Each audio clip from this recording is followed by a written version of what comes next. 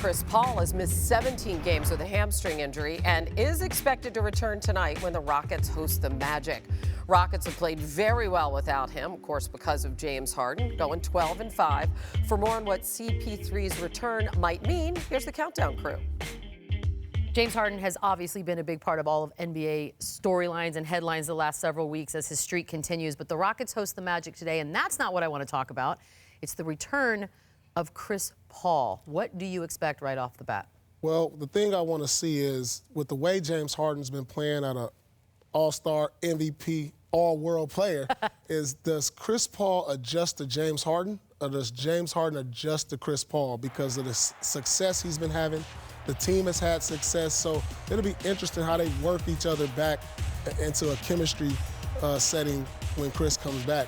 So that's gonna be strange because you used to seeing Harden get 40 and 50 and get to the line. He's gonna have to share some of that responsibility with Chris Paul. No question, who got to adjust got to be James Harden. He done scored almost 300 points and none of them been assisted. None of them. Okay, so his usage has been so very high. That's gonna come down. I'm pretty sure he welcomes that.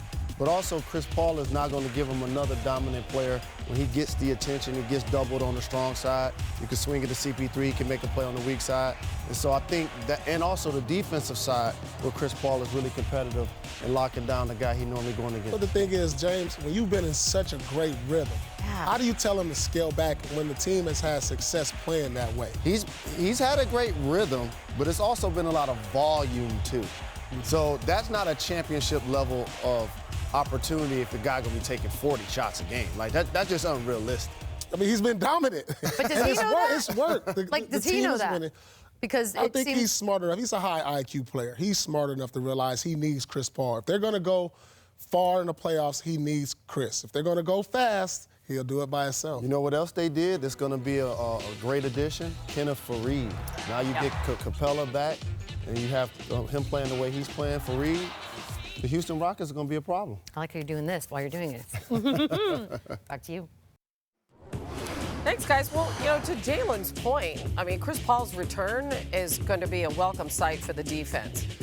Paul's been among the best defenders this season, ranking in the top 6 in steals and 3rd in defensive real plus-minus at point guard.